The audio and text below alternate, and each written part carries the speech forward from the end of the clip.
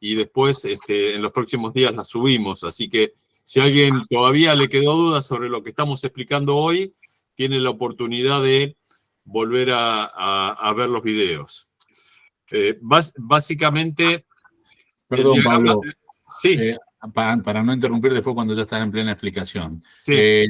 Yo no lo vi de las diapositivas, de todas maneras, no en formato de video, pero bueno, leí los dos ejercicios. Lo que sí no me quedaba claro a mí cómo es la metodología del curso en sí misma con respecto a los ejercicios. Si eso los vamos haciendo para poder en esta instancia evacuar dudas sobre el ejercicio o los ejercicios también los vamos a repasar en cada una de estas instancias. Bien. Voy a preguntar lo mismo yo también. Bien, aprovecho entonces para aclararlo. Un segundito que alguien está queriendo entrar, así que mientras hablo trato también de ir dándole autorización para admitir. Ahí está. Bien, los ejercicios son para fijar conocimientos. La idea es que vean el módulo y después de ver el módulo tratan de hacer los ejercicios, porque cuando uno pone en práctica los conocimientos o trata de poner en práctica lo que estuvo escuchando o aprendiendo, es donde empiezan a surgir dudas. Entonces, ese es el fundamento del ejercicio, tratar de ver si van entendiendo lo que están haciendo. Bien. Luego, también tenemos especie de ejercicios que son los llamados trabajos prácticos. A partir ya del fin de semana les voy a poner el enunciado del primer trabajo práctico. Y el trabajo práctico es un poco más profundo que los ejercicios y trata de unir diferentes conceptos. Los que son de presentación obligatoria durante el curso son los trabajos prácticos, que son 3 nada más. Ustedes van a ir presentando los trabajos prácticos y si hay algún error, los iré guiando para tratar de corregirlo y que ustedes vayan entendiendo dónde se están equivocando. Entonces, ustedes cuando vayamos haciendo los trabajos prácticos, vayan haciendo los trabajos prácticos, me lo van a mandar y yo les iré retornando si está bien o si tienen que corregir algo. Los ejercicios son, en total, en todo el curso, son 15 ejercicios multiplicado por 48 asistentes al curso, son 720 ejercicios que yo sería imposible que les vaya retornando 720 veces a cada uno en la extensión del curso. Entonces, lo que hacemos es, durante estas sesiones, ver cómo se resuelven los ejercicios. Los trabajos prácticos los van a tener que resolver solo, los ejercicios los vemos acá, pero traten de hacerlos por su cuenta, porque es donde les van a surgir las dudas a ustedes. Perfecto. ¿Alguna aclaración más con respecto? No, con eso estoy, gracias. Bueno, ahora sí, volvemos al diagrama de Oswald, que nace del diagrama de Grebel, el diagrama de Oswald. Entonces partimos primero del diagrama de Grebel, sobre un diagrama de ejes cartesianos. Tenemos las X y las Y. Básicamente, en las ordenadas, lo que estamos viendo en el diagrama de Grebel, que son el eje vertical, lo que vemos en el diagrama de Grebel es fracción molar de dióxido de carbono, de CO2, o anhídrido carbónico. En el eje horizontal, lo que vemos es fracción molar de oxígeno. ¿Qué significa fracción molar de oxígeno y fracción molar de CO2? Son los valores de los gases de combustión medidos en la chimenea. Entonces, yo estoy midiendo en la chimenea con algún instrumento, mido cuánto hay de fracción molar de oxígeno y mido cuánto hay de fracción molar de dióxido de carbono. El dióxido de carbono es el resultado de la combustión del carbono que tiene el combustible. El carbono, durante el proceso químico de la combustión, reacciona con el oxígeno y se transforma, si se quema totalmente, en dióxido de carbono, CO2. Como todos los combustibles tienen diferentes cantidades de dióxido de carbono, o diferentes cantidades de carbono y por lo tanto van a formar diferente porcentaje o diferente fracción molar de dióxido de carbono en su escape, va a haber diferentes valores de dióxido de carbono. Entonces, la primera conclusión que tenemos es que cada combustible tiene su propio diagrama de Grebel o su propio diagrama de Oswald. ¿Por qué? Porque va a variar el valor que tenga de dióxido de carbono. El valor de oxígeno va a variar dependiendo de si la combustión es completa, con exceso o con defecto de aire. En el caso de Grebel, exclusivamente es con exceso de aire o con aire exacto, con aire estequiométrico. El diagrama de Grebel, ¿qué es lo que hizo Grebel? Bueno, trazó un diagrama desde el valor de dióxido de carbono máximo del combustible al valor de máximo máxima cantidad de fracción molar de oxígeno que pueden llegar a tener los gases de combustión. Ciertamente, si ustedes se fijan, 0,21 sería el máximo de oxígeno que podría haber saliendo por la chimenea, y la realidad es que 0,21 es lo mismo que tiene el aire ambiente. Esto es un gráfico en donde algunos puntos son casi irreales, porque si hay 0,21% de 0,21 de fracción molar de oxígeno saliendo por la chimenea, la realidad es que no hay combustión, y eso se condice con que el dióxido de carbono es cero. Por el contrario, cuando el dióxido de carbono es máximo, el oxígeno remanente en la chimenea es cero, y ese sería el punto de combustión perfecta. Combustión perfecta significa que estoy quemando sin exceso de aire. La línea de Grebel va entonces entre estos dos puntos, y lo que me está marcando es la combustión sin presencia de monóxido de carbono. La combustión sin presencia de monóxido de carbono me está dando el concepto de que el carbono se está quemando totalmente.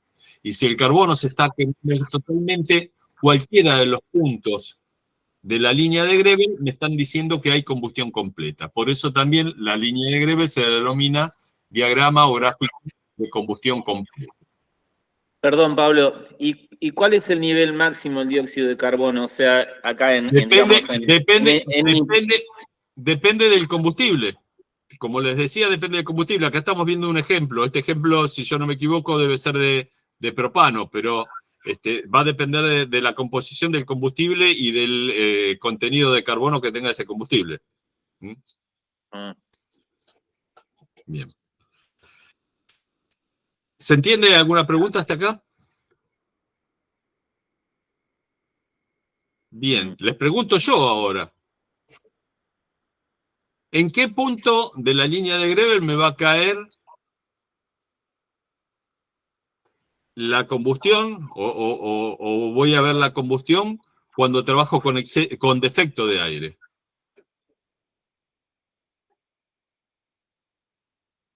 No sé. Si yo les estoy diciendo que tengamos en cuenta que para la combustión necesitamos que tener o aire estequiométrico para la combustión tenemos que... Sí, déjame explicar. Para la combustión tenemos que tener combustión o cantidad de aire estequiométrica, o sea, la cantidad de aire necesaria para la combustión, o exceso de aire. Si yo tengo defecto de aire, voy a tener combustión incompleta. Y acabo de decir que el diagrama de Grebel es únicamente de combustión completa. Entonces, en ningún punto de la línea de Grebel voy a tener combustión incompleta. Voy a tener defecto de aire. No existe ese concepto para Grebel. Está fuera de... No existe el concepto para este gráfico. Ahora, vamos al diagrama de Ohm. ¿Independientemente del combustible? Independientemente del combustible, sí.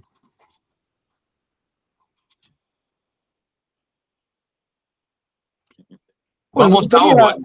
Sí. Me gustaría remarcar los puntos principales del diagrama de Grebel, ¿no? Adelante, dale, Juan Carlos. Básicamente lo que tienen que saber es que el diagrama de Grebel es las infinitas posibilidades que tenemos de combustión completa con o sin exceso de aire.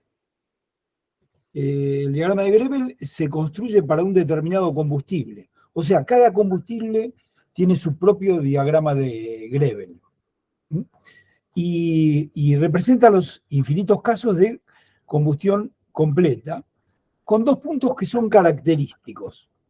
Uno de los puntos es el que le comentaba Pablo, es el del 0,21. 0,21, ¿qué significa 0,21? Sería el porcentaje de oxígeno que ustedes medirían en la salida de la chimenea, y que es un valor teórico, pero conceptualmente significa que el exceso de aire es tan grande que el dióxido de carbono tiende a cero, y que el porcentaje de oxígeno en los gases de la combustión va a representar el porcentaje de oxígeno que contiene el aire. Y el aire, como ustedes ya saben, al menos el aire técnico, se define como 0,21% de oxígeno y 0,79% de nitrógeno. Entonces, si el exceso de aire fuera tan grande, el analizador de gases en la salida de la chimenea solamente vería un 21% de oxígeno y vería un 0% de dióxido de carbono. Como les decía Pablo, es un punto teórico y no se va a dar en la práctica. Bueno, este es un punto característico y común para todos los diagramas de Grevel, indistintamente a qué combustible representa. No así el punto del dióxido de carbono, que ese sí depende de la composición química del combustible que estemos analizando. Cada combustible, como les decía, tiene su propio diagrama de Grevel y tendrá su propia fracción molar o volumétrica de dióxido de carbono a la salida de los gases de la combustión. Representa el caso del exceso de aire igual a 0. Entonces, si la combustión es completa, como dijimos que es el caso del diagrama de Grevel, y el exceso de aire igual a 0, ¿cuánto va a valer el porcentaje de dióxido de carbono en los gases de la combustión? 0. Muy bien, 0. Y el dióxido de carbono va a ser el máximo porcentaje que vamos a poder obtener. Porque si estamos en la condición estequiométrica, significa que estamos quemando la totalidad del gas. Entonces vamos a tener el máximo dióxido de carbono que se pueda obtener de ese combustible que estamos analizando. Máximo porcentaje en volumen o molar en la salida de los gases de la combustión. Estos dos puntos son los representativos del diagrama de Oswald, que como les decíamos, representa todos los casos posibles de la combustión completa, con exceso de aire. De Grevel, te salió Oswald recién. Perdón, de Grevel. Representa todos los casos posibles de combustión completa, con exceso de aire o sin exceso de aire. Sin exceso de aire, la única posibilidad que queda que sea el punto estequiométrico. Bueno, era eso nomás, Pablo. Perdón, con respecto a lo que dice Juan Carlos, o sea, tal vez estoy errado, pero ¿siempre es en relación al oxígeno en las X? ¿O puede ser...? Sí, no, es la medición de oxígeno, del porcentaje de oxígeno en los gases producto de la combustión. O sea que la variable siempre va a estar en el eje cartesiano Y. Las dos varían. No, las dos varían. Solamente varían. recién estábamos hablando del punto 0,21, las características de ese punto. Perdón. Pero vos podés tener, seguramente vas a tener valores menores al 0,21, porque si no sería aire puro. Claro. Como para entenderlo en la práctica, porque así lo que estamos viendo son líneas nada más. Ustedes van a medir una combustión, van a ir con un analizador de gases, van a medir en la chimenea, por ejemplo, fracción molar de oxígeno 0,1. Sería, o 10% en volumen, ¿no? En porcentaje volumétrico. Y van a medir 0,07 de dióxido de carbono. Si se corta acá en este punto, van a llegar a la conclusión de que esa combustión es una combustión completa. Es una combustión que se está quemando totalmente. ¿Con cuánto exceso de aire? La verdad que acá no llegan a determinarlo. Cuando veamos Oswald van a tener un poco más de idea cuál es el exceso de aire. Lo único que saben acá es que la combustión es completa. Si los dos puntos se hubiesen cortado por acá abajo, con el diagrama de Grevel, no sabrían, lo único que saben es que la combustión no es completa, pero no saben nada más que eso. Si se corta acá arriba, saben que la combustión es completa en cualquiera de estos puntos. Y si se corta en este punto, las dos mediciones que estén haciendo, las dos variables, es combustión, aparte de completa, perfecta. ¿Por qué? Porque el exceso de aire es igual a 0. El único exceso de aire que saben es ese. Un segundito que habilito acá a algún alumno que se está queriendo conectar. Pablo, una pregunta. ¿Vos sabés que no veo lo que estás compartiendo? ¿Vos no lo ves? ¿Alguien no lo ve? O es el único que no lo está Lo viendo. puse al principio de Ahora no la se ve. charla. No, ahora lo saqué porque tuve que habilitar un alumno. A ver, estoy volviendo a compartir la pantalla. Ahí, ¿quién no lo ve? Yo, Emanuel, yo no lo veo. No lo ves. No, Fíjate, Yo lo veo. sí, yo creo que todo el mundo lo está viendo. Yo tengo dos pantallas, con una estoy viendo lo que presento y con otra. Fíjate, acá abajo de todos los botoncitos que tenés abajo de todo, y en donde tenés 3 puntitos, hay un círculo con 3 puntitos verticales. sí, eso ya estuve mirando ahí, pero. En cambiar diseño, ¿fuiste a cambiar diseño? Cambiar diseño, a ver. Cambiar diseño, ponele automático, cambiar diseño. Está en automático. Está en automático y igual así no lo ves. No. No, Bueno, ¿qué es lo que estás viendo vos? no, nada, veo un círculo azul. Un círculo azul. Parate en el medio del círculo azul. Que salga y vuelva a entrar. Capaz que. Claro. No, fíjate si no hay como el simbolito de una chinche, sino cuando pones el cursor por ahí por el medio no te aparece el simbolito de una chinche. Sí, aparece un símbolo, pero bueno, es de. No te aparece el simbolito de una chinche. Si te aparece el simbolito de una chinche, lo tenés que desfijar o desanclar. A ver. Le tenés que dar clic ahí.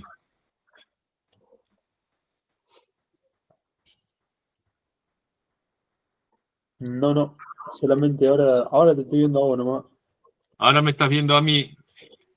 Está bien, pero porque me parece que tenés fija mi conexión. Vos en el medio del cuadrado que estás viendo, de lo que estés viendo, tiene que aparecer, si vos pones el cursor, tiene que aparecer una serie de iconos. Entre esos iconos es como una chinche que te aparece. Claro, pero no me deja. ¿Y esa chinche qué te dice? No, me dice fijar, desfijar. Y ya puse el. La tenés que poner en desfijar, le tenés que dar. Y seguís sin mirar. Bueno, entonces, como sugería algún compañero, probá de salir y volver a entrar. Dale, ahí salgo. Y vuelvo a entrar. Bueno, disculpen la demora del resto. Bueno, estábamos entonces explicando el diagrama de Grebel y de Oswald. Sí, perdón. Si el punto que daba en la medición que habíamos hecho con un analizador de gases daba por debajo de la recta de combustión perfecta, era un exceso de aire. ¿Y si está por arriba? No. Si está por debajo de la línea roja, con el caso de Grebel, lo único que sabés es que la combustión no es completa, no sabes más que eso. Cuando vamos a Oswald, ¿qué es lo que hizo? Avanzó sobre el diagrama de Grebel determinando otras cosas. Como por ejemplo, llegó a la determinación de que por debajo de la línea de Grebel hay otras rectas, otras líneas paralelas a la línea de Grebel, no rectas, otras líneas paralelas a la línea de Grebel, que me están indicando el porcentaje o la fracción molar de monóxido de carbono, que el monóxido de carbono es la combustión incompleta del carbono. ¿Y qué más determinó Oswald, perdón? Determinó que si la combustión completa, según había determinado Grebel, se da la combustión perfecta se da en este punto que les estoy marcando yo acá sobre el eje de las ordenadas, por ahí tiene que pasar la línea de exceso de aire igual a 0, o lambda igual a 1. Entonces, por acá pasa la línea de exceso de aire igual a 0, lambda igual a 1. Y después llegó a determinar, a través de cálculos, que hacia la derecha de esa línea están las líneas que me indican los valores porcentuales de exceso de aire y hacia la izquierda los valores de defecto de aire de esa línea. Esas líneas salen desde un foco que se encuentra, de acuerdo al diagrama cartesiano, en -2 y 1, y desde ahí salen una serie de líneas que convergen hacia la línea de Grebel. Y por un tema de escala, parecería que son líneas paralelas, pero haciendo una vista panorámica del diagrama, se puede ver que no son paralelas, ¿no? ¿Se entiende esto? Sí. Bien.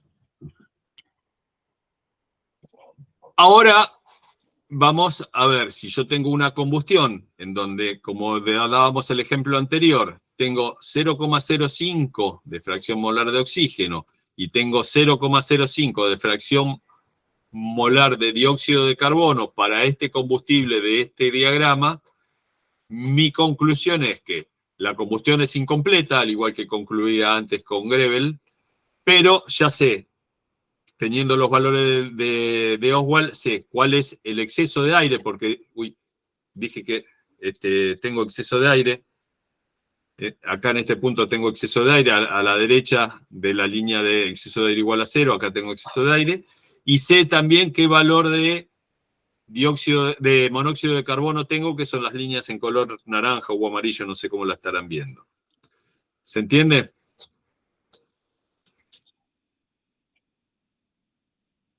¿Hola? ¿Me escuchan? Sí. Sí, perfecto. Bien. ¿Y qué pasa si yo mido una combustión y tengo 0,1 de fracción molar de oxígeno y tengo 0,1 de fracción molar de dióxido de carbono y me cae acá el punto? ¿Cuál es la conclusión? Tenemos exceso de aire.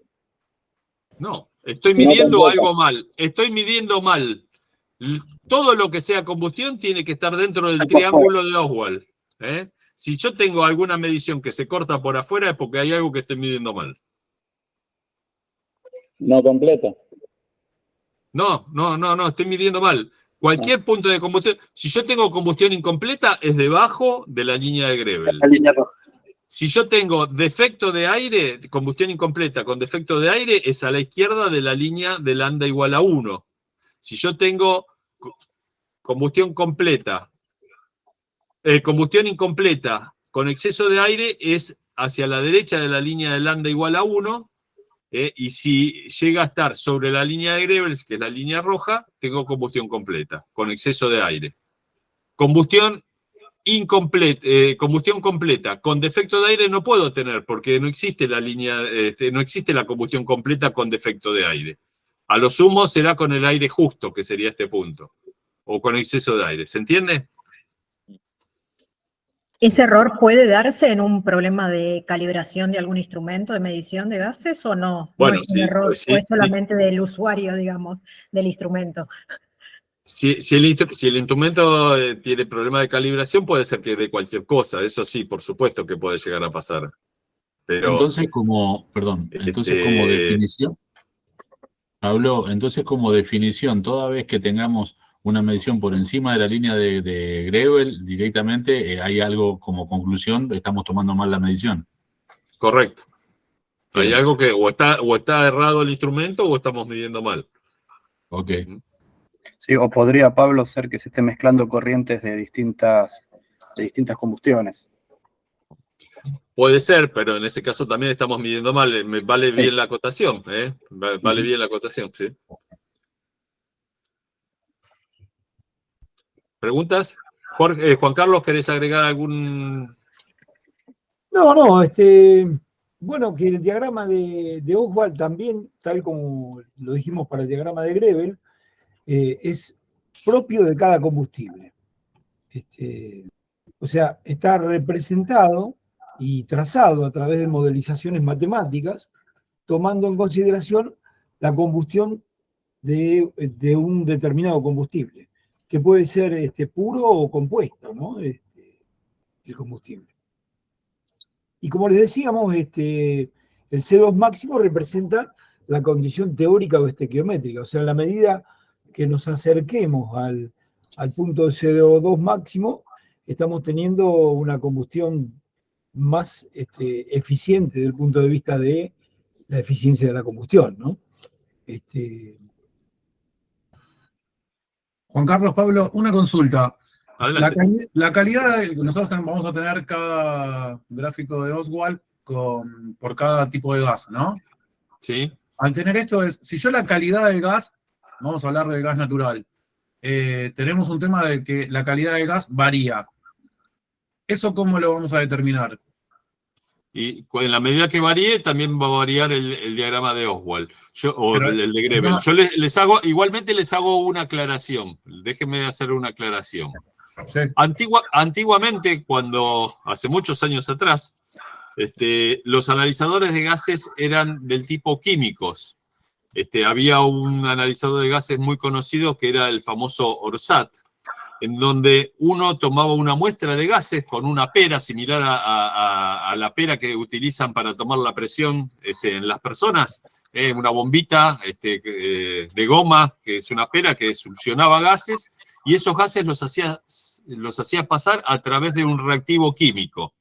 En función de cómo variaba el reactivo químico, me permitía determinar cuánto era el valor de dióxido de carbono y cuánto era el valor de monóxido de carbono. Y con esos dos valores yo determinaba cuál era el exceso de aire que tenía, a través del diagrama de Oswald. Hoy en día, ya hace muchos años, los analizadores del tipo químico como el ORSAT dejaron de utilizarse. Y hoy se utilizan analizadores de gases electrónicos que todos estos valores se los indica y ustedes no necesitan ir al diagrama de Oswald ni al de Grevel. Pero sí tienen que entender el diagrama de Oswald y Grevel para entender la combustión. No tiene mucho sentido que ustedes vean números en un analizador de gases si no entienden la combustión, si no entienden que con defecto de aire nunca van a tener combustión completa, si no entienden que con exceso de aire pueden tener combustión completa o combustión incompleta, que hay una línea de exceso de aire ideal o estequiométrico, de exceso de aire igual a 0 o lambda igual a 1. El concepto de que ustedes aprendan estos gráficos es para que entiendan el concepto de la combustión. En la práctica, cuando vayan a medir, van a utilizar un analizador de gas electrónico y van a tener los valores. Entonces, y lamentablemente, volviendo a la pregunta que me hacías recién, esos analizadores de gases, la verdad que utilizan composiciones de gas tipo. Si quieren tener una medición más precisa, hay algunos analizadores de gases que le permiten poner la composición del gas y poder llegar a tener los valores exactos. En la práctica, con la composición del gas tipo, da para tener un ajuste de la combustión muy buena, digamos. No hay grandes variaciones. Pablo, perdón. Si bien el gráfico de Grevel marca una línea ideal, en la práctica, ¿hay alguna instancia en donde se logre esa ideal? No, en el laboratorio se acerca mucho al ideal, pero en la práctica, en la combustión industrial, nunca se tiene exceso de aire estequiométrico. Tengan en cuenta lo siguiente, ya en la medida que vayamos avanzando en el curso, vamos a ir viendo cómo son los quemadores propiamente dicho y los sistemas de combustión que hacen todo el conjunto. Hasta ahora estamos viendo la parte teórica, y de la parte teórica lo que vimos es que cada parte de gas natural en volumen, sea un mol o sea un metro cúbico, cada una de esas partes en volumen, necesita idealmente 9,52 de aire, ¿sí? Y dentro de esas 9,52 de aire, eso está mezclado 79% de nitrógeno y 21% de oxígeno. Tanto el combustible, el gas natural, como el oxígeno y el nitrógeno están entrando a través de la boca del quemador, y en esa operación que están entrando, cada molécula o cada molécula de combustible se tiene que encontrar con las 9,52 de aire o con el 21% de las 9,52 de aire, que son las de oxígeno, en todo ese momento. Lograr que eso se cumpla exactamente hermanado cada una de esas relaciones es imposible.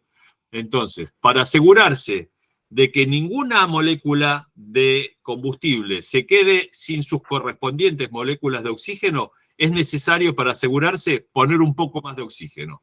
Esa es la explicación por la cual, para tener combustión completa, siempre necesitamos tener exceso de aire. ¿Se entiende?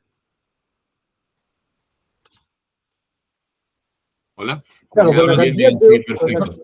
Perdón, ¿podés repetir esa parte? Sí, déjame, que hay alguien que está tratando de entrar y ya te lo repito. Admitir. Bien, volvemos ahora. Les decía. Perdón, más que nada el tema de, yo voy a tener que trabajar con un exceso de aire, ese porcentual de llamémoslo oxígeno, que tengamos que tener en exceso. Lo vamos a tener que estar modificando. Mi tema es, ¿en cuánto? No te entiendo la pregunta, repetime, por favor. ¿Cuánto exceso de aire te refieres? Claro, ¿cuánto exceso de aire? Para que bueno, a ver, te lo voy a explicar de la siguiente forma. El objetivo, excepto en algún proceso especial, que también los veremos en los procesos especiales, excepto en un proceso especial, el objetivo de ustedes como instalador de combustión tiene que ser la combustión, el primer objetivo tiene que ser la combustión completa. Ese tiene que ser el objetivo inicial para ustedes en la mayoría de los procesos, combustión completa. Claro, esa combustión completa, además, si quieren que sea eficiente, tiene que ser con el menor exceso de aire posible. Si quieren que la eficiencia térmica sea la mejor posible, que también lo vamos a ver sobre el final del curso, el exceso de aire tiene que ser el menor posible. Entonces, ¿cuál es el límite para reducir el exceso de aire, para reducir la cantidad de aire? Donde empieza a aparecer combustión incompleta, donde empieza a aparecer presencia de monóxido de carbono. Entonces, vamos a ver más adelante que el ajuste de la combustión lo tenemos que hacer reduciendo la cantidad de aire que estamos suministrando. ¿Hasta dónde? Hasta donde empieza a aparecer presencia de monóxido de carbono que me está indicando combustión incompleta. Ese es el criterio de ajuste de una combustión tradicional. Existen algunos casos especiales en donde se trabaja con defecto de aire para tener una atmósfera oxidante, una atmósfera, perdón, no oxidante, reductora, que son algunos casos de tratamientos térmicos, y esos son procesos especiales en donde se necesita trabajar sí o sí con defecto de aire para que no haya oxígeno presente de ninguna forma dentro de la atmósfera que se tiene que generar. Pero esos son casos especiales y esa combustión habrá que regularla para esa condición. Igualmente, esos gases de combustión que se producen no pueden salir hacia la atmósfera. Si nosotros tiramos monóxido de carbono a la atmósfera, estamos contaminando. Entonces, en esos casos, habrá que hacer un tratamiento de esos gases de combustión para evitar que salga a la atmósfera el monóxido de carbono. ¿Se entendió lo que estoy diciendo? Y responde a la pregunta que me hacía, si no, volveme a preguntar. Sí. No, perfecto. Yo quería saber dónde me encuadraba bien en el gráfico. Yo estaba pensando, con los ionizadores de combustión uno lo va leyendo, pero ahora lo estaba viendo en el gráfico y quería ver dónde estaba parado en la práctica, ¿no? Porque en la práctica es distinto. Distinto, es más fácil. Sí, en la práctica, recuerden ustedes, bueno, a lo largo del curso vamos a ir viendo, empezamos por una parte, pero vamos a ir viendo todo el resto de los temas, y si Dios quiere, también van a tener la oportunidad en el taller práctico que hagamos al final, de ustedes mismos hacer el ajuste de la combustión. O sea que entonces, en definitiva, como objetivo teníamos la mejor combustión posible, y los límites serían la línea de Grebel y la aparición del monóxido de carbono, dentro de esos parámetros donde nos tenemos que mover con el aire. Nosotros lo que tenemos que apuntar es a estar lo más cerca posible de la línea de Grebel. Bien. No siempre, dependiendo de la calidad del proceso, dependiendo de la calidad del sistema de combustión, no siempre logramos trabajar con el menor exceso de aire que nos gustaría. Pero bueno, el objetivo, si aparte de querer combustión completa, que es el primer objetivo, queremos ser eficientes térmicamente, tenemos que lograr el menor exceso de aire. Bien. Existen algunos casos en donde, les decía, se trabaja con defecto de aire. Esto que estoy diciendo entonces no aplica, y existen algunos otros casos, que también es bueno mencionarlo, en donde el proceso necesita trabajar con mucho exceso de aire. O sea, ahí no busco la eficiencia térmica, sino lo que busco es reducir la temperatura de los gases de combustión. Entonces, sí o sí tengo que tener combustión completa. Ese tiene que ser el objetivo que nadie nos tiene que sacar de la cabeza. Y en algunos casos, cuando queremos eficiencia, buscamos el menor exceso de aire. Cuando el proceso lo requiere, tendremos que tener exceso de aire para reducir las temperaturas de los gases de combustión. ¿Alguna pregunta más? Pablo, quiere decir que nosotros superponemos sobre este gráfico un gráfico de temperatura también nos va a estar dando mayor temperatura de combustión, aprovechamiento del combustible, o menor temperatura de combustión, que sería un exceso de oxígeno. Correcto. Cuanto más aire vos tengas de más en la combustión, cuanto más exceso tengas, estás agregando un elemento que me está robando calor a mi proceso.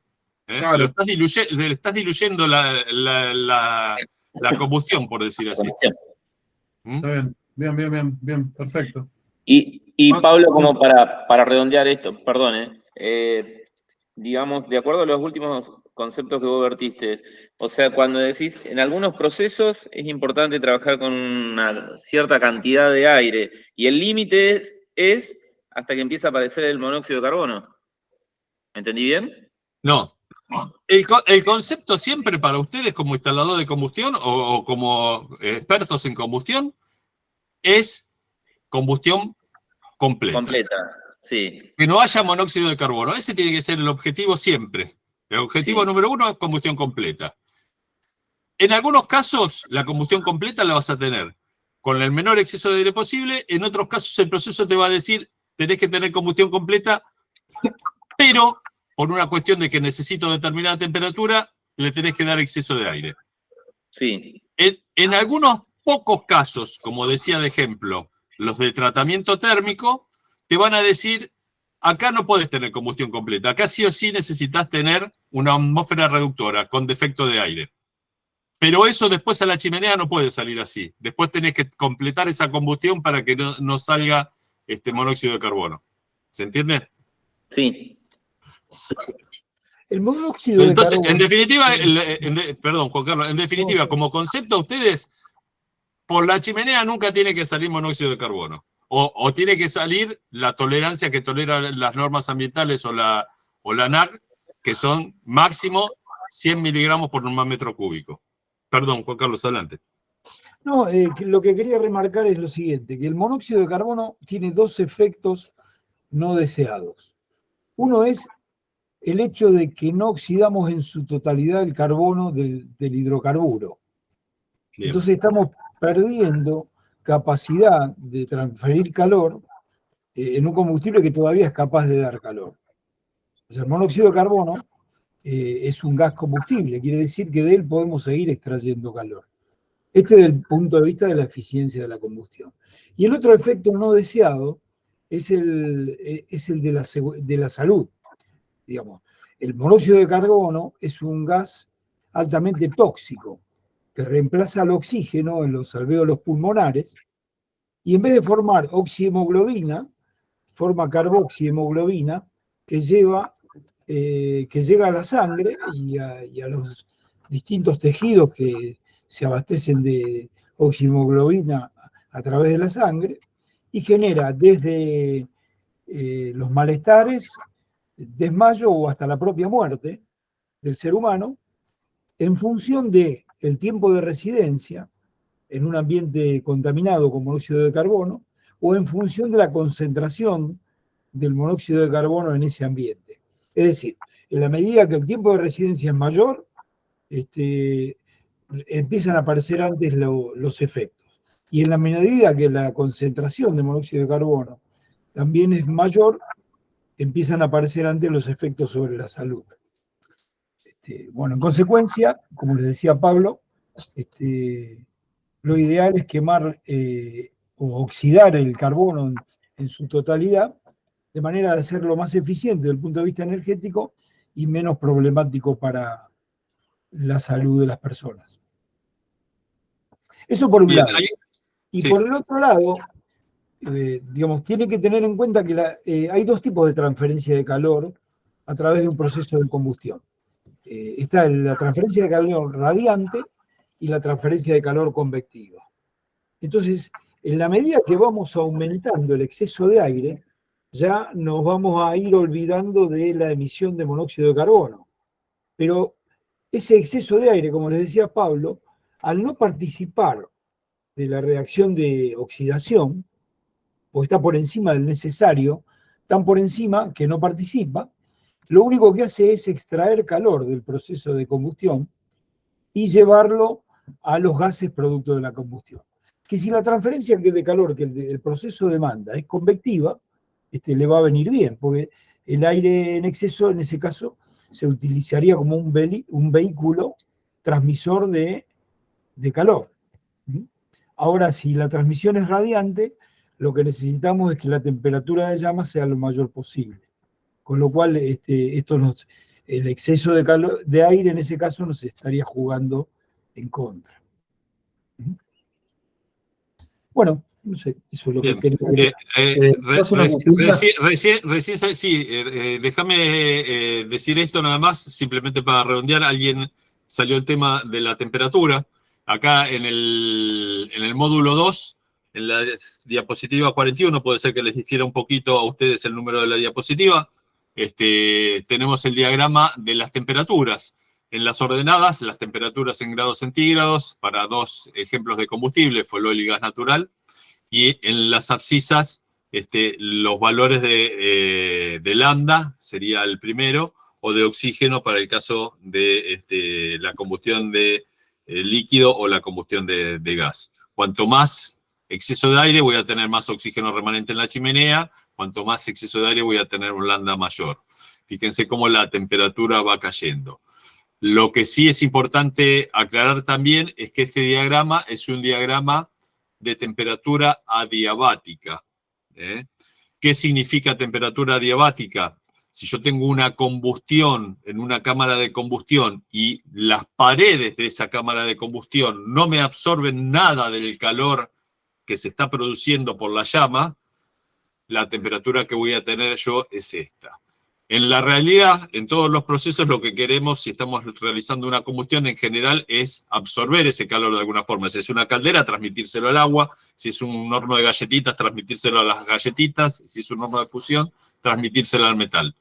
Entonces, en la práctica, los procesos absorben calor. Este es un diagrama asumiendo que no se absorbe calor, y entonces los valores de temperatura son valores de temperatura adiabática que serían los máximos que se podrían alcanzar porque no están absorbiendo calor el proceso. En un proceso los valores van a ser algo menores que esto. Sí. ¿Alguna pregunta con respecto a esto? Bueno, ahora sí la pregunta de quien quería hacer una pregunta, disculpen. Sí, Pablo, perdón, Sí. hoy no te pude responder porque estaba conectado a una cámara que se ve que no funciona y ahora con la cámara de la computadora puedo hablar. Bueno. Quisiera volver a la diapositiva anterior, ¿puede ser? Sí. La de Oswald. Esta. Bien. Si yo, bueno, de acuerdo a eso, si yo midiera los gases de salida y, bueno, me da una medición de 0,1 o en realidad 10% de oxígeno y 0,05 o 5% de dióxido de carbono. Sí, te caería por Ahí acá. exacto. Bueno, ahí para corregir y, digamos, trasladarme a la línea de Greber, roja, porque, bueno, hay una combustión que tiene 5% de monóxido de carbono, ahí aumentaría el flujo de aire para desplazarme. Bueno, a ver, la pregunta que acabas de hacer vos es una pregunta de examen, que se responde en la medida que sigamos avanzando con el curso. ¿Por qué puede ser que tengas... Uy, me fui, perdón. ¿Por qué puede ser que tengas combustión incompleta acá? Si tenés cantidad de aire que parecería ser suficiente, tenés bastante más exceso de aire de lo que sería razonable. Bueno, los motivos por los cuales podés tener exceso de aire, podés tener combustión incompleta ahí, pueden ser una mala mezcla entre el aire y el combustible. Vos podés estar aportando la cantidad de aire necesaria o hasta en demasía y que no se esté mezclando con el combustible. Hay un problema de falla en el quemador o de avería en el quemador. Puede ser por alta temperatura de llama, por baja temperatura de llama. Recuerden ustedes que la combustión es una reacción química y como reacción química, para que se produzca, aparte de contar con los elementos necesarios para la reacción, necesitamos una temperatura mínima que inicia la reacción. Por debajo de esa temperatura, que en el caso del gas natural suele estar en el orden de los 560 grados, variando en función de algunos otros parámetros, Por debajo de esa temperatura, la reacción de la combustión se extingue. Entonces, si en una combustión yo tengo un enfriamiento de la llama o un enfriamiento parcial en una parte de la llama, se me extingue la combustión y voy a tener presencia de monóxido de carbono. Ese enfriamiento de la llama se puede producir al menos por dos casos. Mucho exceso de aire. Cuando hay mucho exceso de aire es habitual que haya presencias de monóxido de carbono, contrariamente a lo mejor a la lógica o lo que uno habitualmente piensa. O porque la llama esté pegando contra un elemento más frío, una pared del horno o algo en el proceso, que me esté enfriando la llama por debajo de la temperatura necesaria para que se produzca la combustión y me esté produciendo entonces la extinción de la combustión y como consecuentemente la combustión incompleta. Entonces, resumiendo, los temas por los cuales puede haber combustión incompleta a pesar de tener combustión, cantidades de combustible y aire lógicos o adecuados es que no se están mezclando o que se está enfriando. Y si se está enfriando, puede ser por exceso de aire o porque está pegando contra una pared más fría. ¿Se entiende esto? Pablo, te hago una consulta. Es el tema del enfriamiento. ¿Puede darse por una mala elección de un quemador para un sistema térmico, digamos, que, no sé, que existe un quemador muy grande o muy chico? No, sí, claro. Como les decía, desde el punto de vista de eficiencia, por ejemplo, si estamos hablando del proceso como puede ser una caldera, por ejemplo, el objetivo es tratar de quemar con el exceso de aire menor posible, con la menor cantidad de aire en exceso. Ahora, hay procesos, por ejemplo, un proceso de secado, un horno de galletitas.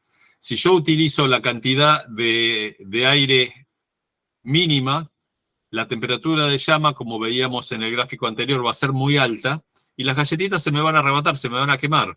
O algún otro proceso, si estoy secando algún producto químico o si estoy secando, haciendo leche en polvo, esos procesos necesitan tener una determinada temperatura de los gases de combustión.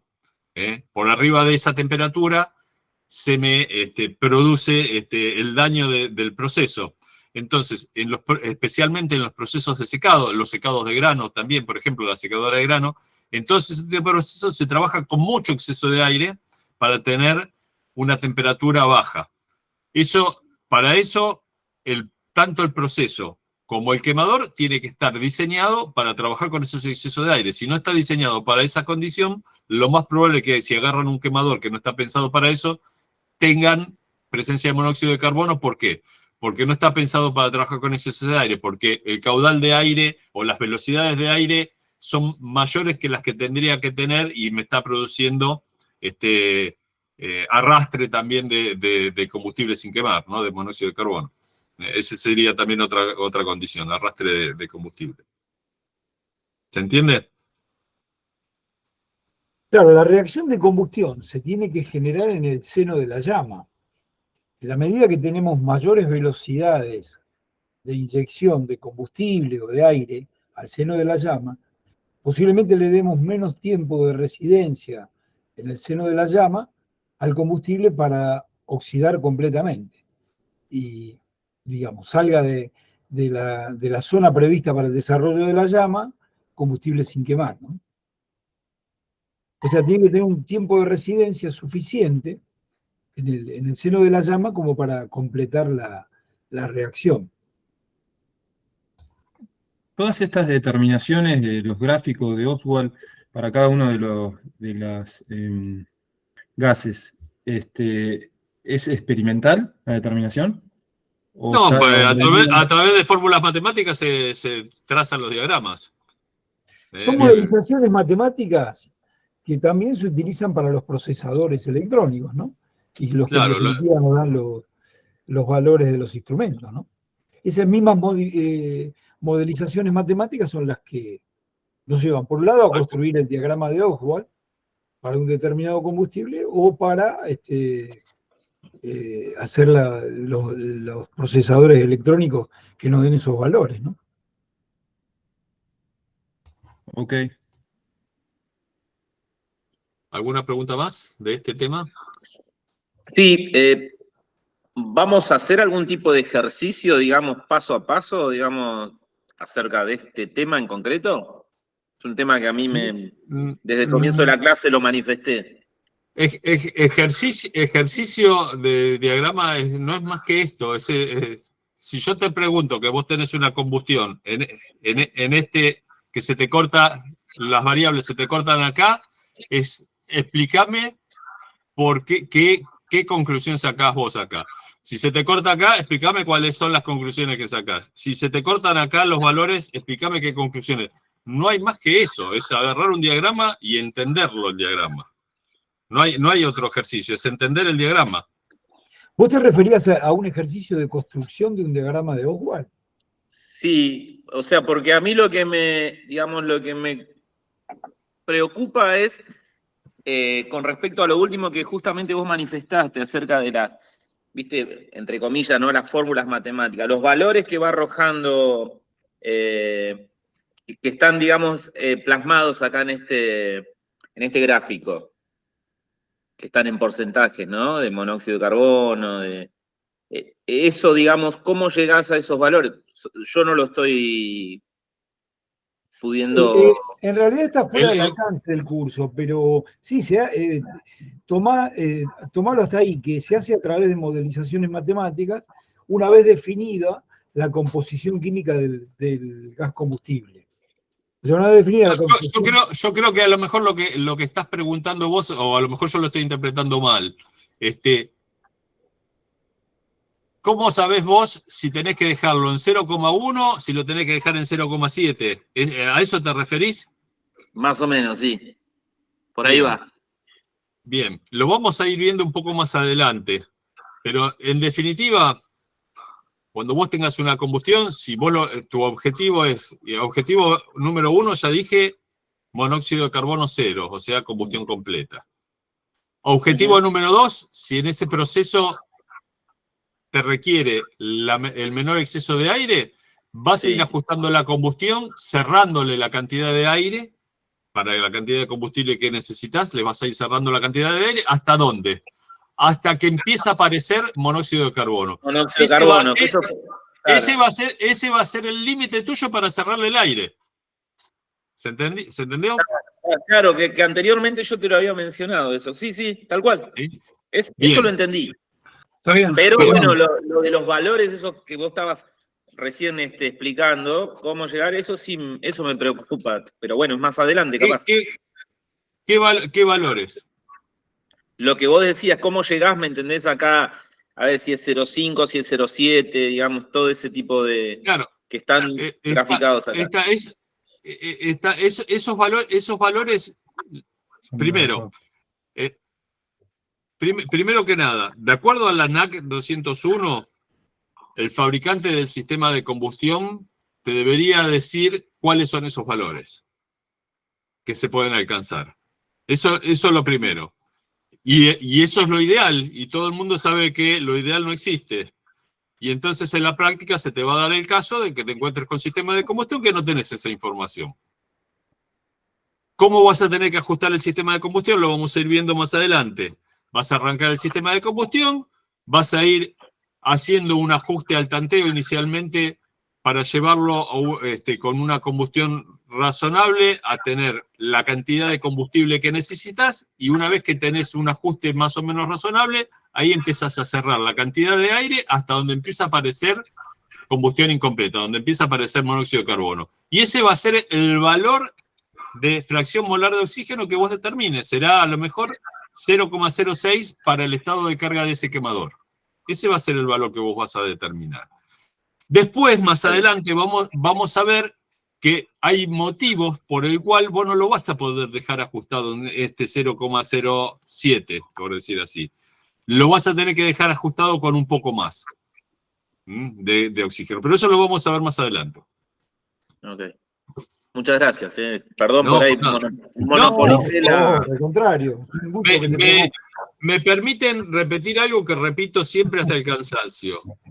No se queden sin preguntar. No existen preguntas tontas. Tonto es el que no pregunta. Así que hagan todas las preguntas y repítanlas si no se entienden. Pablo. No se queden con preguntas. Sí. Yo, José. Sí, José. A ver si es que lo entiendo. Digamos, a medida que yo me vaya acercando al cero de oxígeno, digamos, el monóxido me va a ir incrementando. No.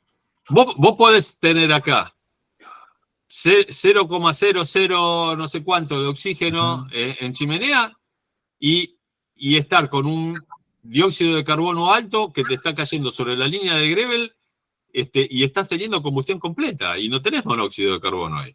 No, pero digamos, si yo lo puedo achicar en medida que el monóxido no me supere, no pase la línea del máximo, digamos. El objetivo tuyo de la combustión es que la combustión esté sobre la línea roja, sobre la línea de Grebel. Ajá. Adicionalmente, si vos querés que el proceso sea eficiente y el proceso te lo permite, vas a tener que trabajar con el menor exceso de aire posible. El exceso de aire se mide en coeficiente de exceso de aire, que es lambda, o se mide a través, o lo ves a través del oxígeno remanente en la chimenea. Que son los valores del oxígeno remanente en la chimenea, son los valores que te están representando las abscisas, los valores de fracción molar de oxígeno. Obviamente, lo ideal sería tener 0 oxígeno remanente. El momo me están dando para el diablo. Cero oxígeno remanente. Este sería el ideal.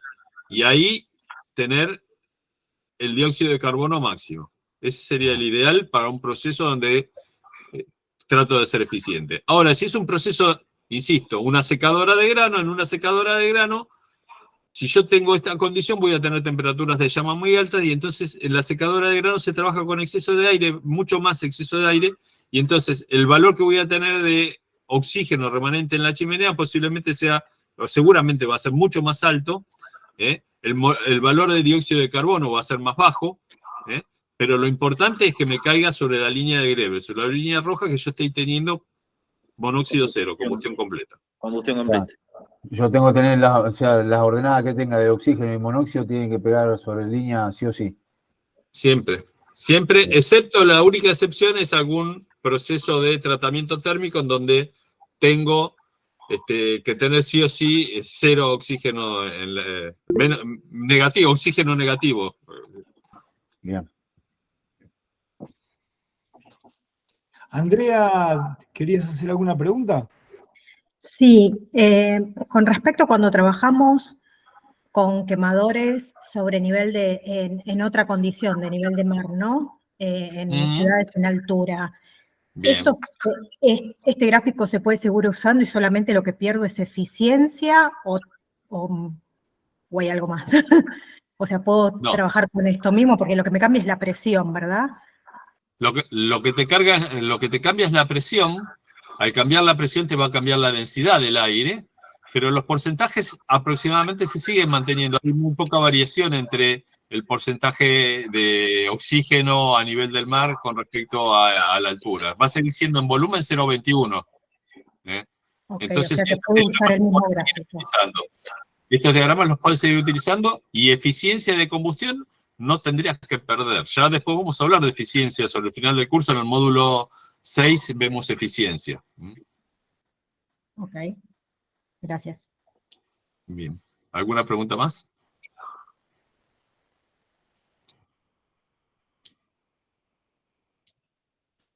Bueno. ¿Preguntas sobre otros temas? Yo recién aprovecho para decirles, cuando hice alguna explicación, cometí un error que me di cuenta ahora después mientras seguía conversando. Les decía que por cada parte en volumen de combustible de gas natural necesitaba 9,52 de aire, es 9,7 normalmente el valor, no es 9,52. 9,52 es para el metano puro, simplemente la aclaración. Durante el curso, ustedes vieron cómo se hacen los cálculos. Profe, Sí. ¿lo molesto? Sí. 9, ¿cuánto? 9,7. Durante el curso... ¿El porcentaje de nitrógeno y oxígeno cuáles son? Dame un segundito que voy a explicar eso, pero dame un segundito.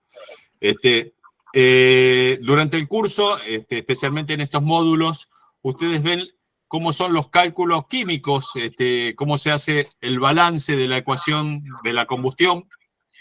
En la práctica, la verdad, se utilizan valores mucho más prácticos, ¿sí? Que son los que tienen acá al final del curso, que ahora por algún motivo no, ahí está. En el módulo 2, sobre el final del módulo 2, tienen aire total, el aire necesario,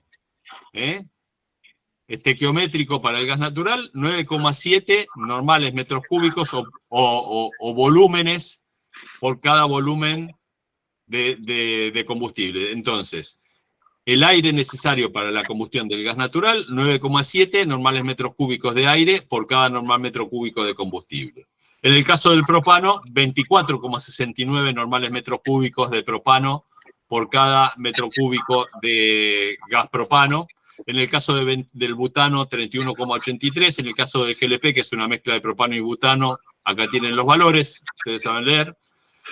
En el caso de la generación de gases de combustión, la generación de gases de combustión total va a ser de 9,7 multiplicado por el coeficiente de exceso de aire Holanda más 0,99. En el caso de los humos secos va a ser 0,97 multiplicado por lambda menos 0,96 en el caso del gas natural.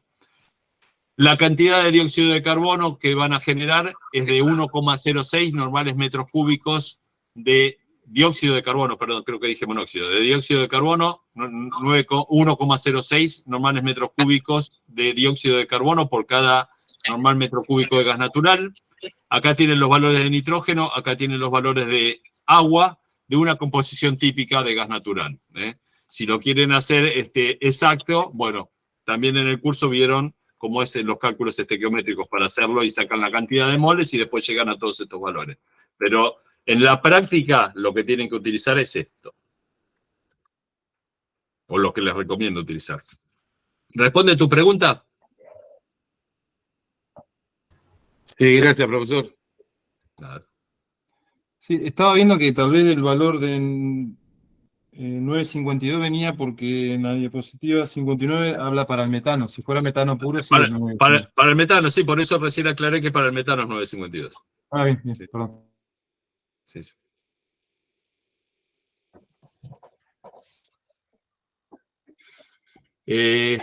Preguntas sobre otras partes de... Es importante, permítanme insistir con el tema. Vean los videos antes de las clases, traten de ver qué es lo que no se entiende, así aclaramos las dudas. Una vez que ya hayan pasado estas sesiones, se van a quedar con las dudas ustedes. Sí, cuando habla de volúmenes normales a temperatura y presión atmosférica normal a nivel del agua. Esa es una buena pregunta. Esa es una buena pregunta. Los gases varían en función de la presión y de la temperatura.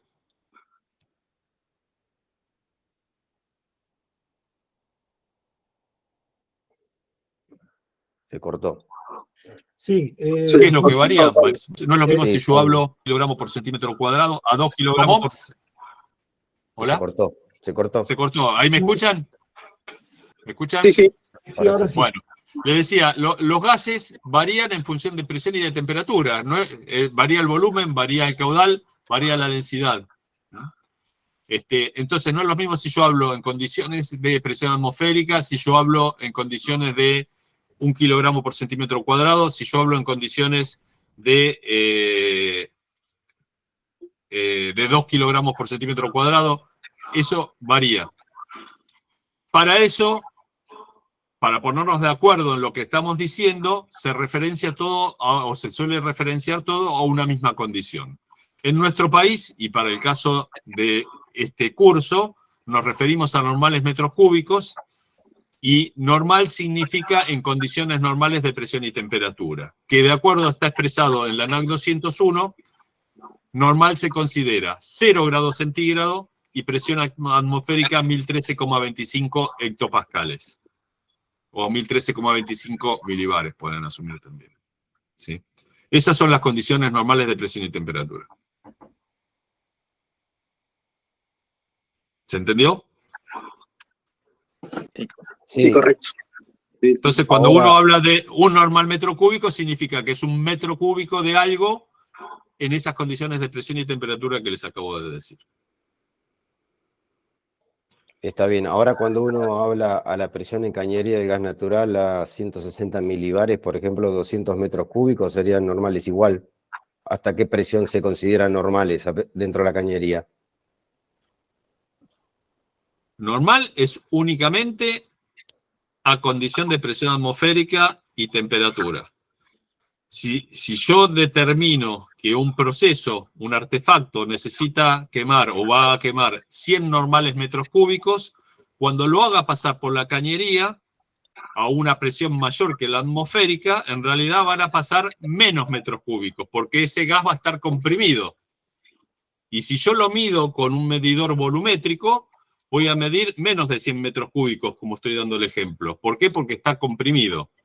Pero para eso, justamente, algo que a lo mejor ustedes dirán, ¿para qué me están rompiendo la paciencia explicándome la ley de Boyle-Mariotte y la ecuación general de estado de los gases ideales? Sí. A través de la ecuación de Boyle-Mariotte o la ecuación de estado de gases ideales, ustedes lo corrigen a condiciones normales de presión y temperatura o viceversa. Exacto. Pero en la práctica, o sea, para el gas natural, normalmente cualquier instalador, si está utilizando 200 milímetros con una de agua o 160 milibares, nadie lo corrige. Nadie lo corrige. Cuando las presiones son bajas, la diferencia es poca. Te van a ser decimales lo que te está cambiando. Pero en la práctica, en instalaciones grandes, en donde trabajas a presiones elevadas, sí lo tenés que corregir. Sí o sí lo tenés que corregir. Sí, en el medidor sí. Sí, o sea que lo normal sería, por ejemplo, para tener un término práctico, si yo estoy en menos de medio bar, como que no corrijo, y a partir de un bar sí corrijo. A ver, dame un segundito. Acá está, me está faltando esto. Acá apareció. Caudal corregido.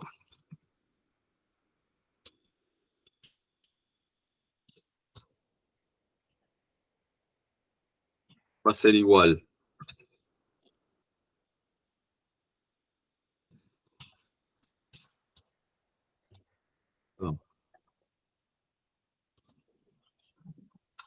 Caudal medido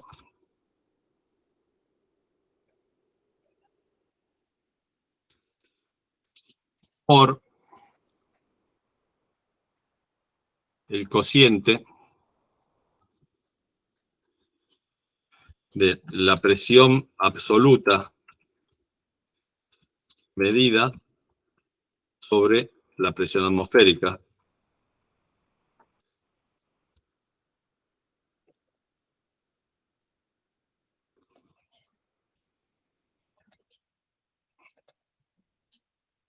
por la temperatura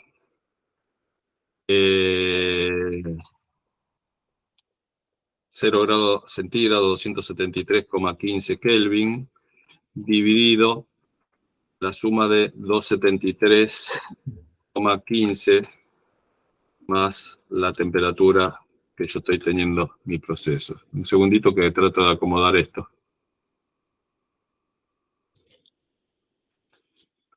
No sé si se llega a entender cómo me permite escribirlo, escribirlo acá. Pero esta es la ley de Boyle-Mariotte que se ve en el módulo. Entonces, si vos tenés la presión absoluta, que es de 1,0002 bar, que serían 20 gramos, dividido 1, lo que te va a variar el caudal corregido es mínimo. Claro, exacto. Ahora, si la presión absoluta, si vos estás teniendo presión manométrica de 1 bar o de 1 kilogramo, la presión absoluta va a ser 2, dividido la presión atmosférica, dividido la presión atmosférica, que es 1, va a ser 2, y entonces el caudal corregido se te va al doble de lo que estás midiendo. Claro. Todo depende de qué valores de presión tengas o de qué valores de temperatura tengas. Normalmente el gas combustible viene a temperatura ambiente, entonces este cociente también es casi despreciable. 2,73,15 Claro. 2,73,15 dividido 2,93,15 te da muy cerca de 1 este cociente. Sí, sí. ¿Se Sí, por entiende? eso ¿Todo no el mundo se lo corre- entiende esto? Sí. Por eso baja presión no se corrige. Ujú.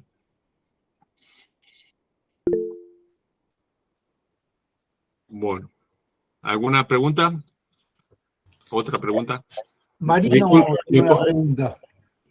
Bueno, adelante.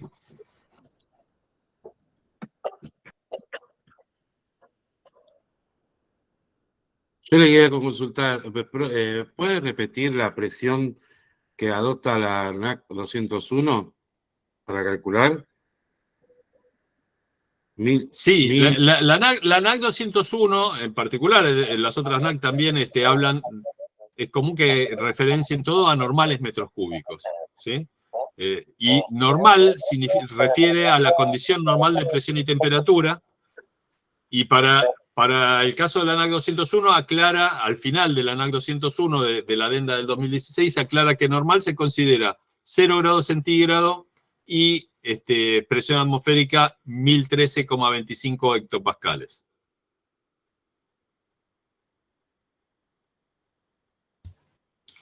Recuerden ustedes que si después quieren corregir los valores, tienen que utilizar la ecuación de estado de los gases ideales o la variante, la ecuación de Boyle-Mariotte que se ve en el curso, y tienen que utilizar siempre valores absolutos, tanto de presión como de temperatura, ¿no? Sí, porque yo la de NAC 201 había sacado 101,3 kilopascales. 101,3. Me parecía eso, la kilopascales. Y bueno, son 1013 hectopascales. Es una cuestión de multiplicación. Por eso no había escuchado bien antes, por eso me pregunté. Gracias.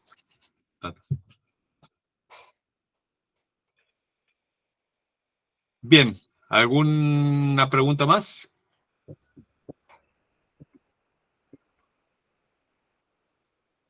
Yo te quisiera hacer una pregunta, pero sobre otra diapositiva. Sí, sí, por supuesto, dale, adelante. Es la número 16. ¿Módulo 1 o módulo 2? Módulo 2. Módulo 2, o sea, es el otro módulo. Módulo 2, la número 16.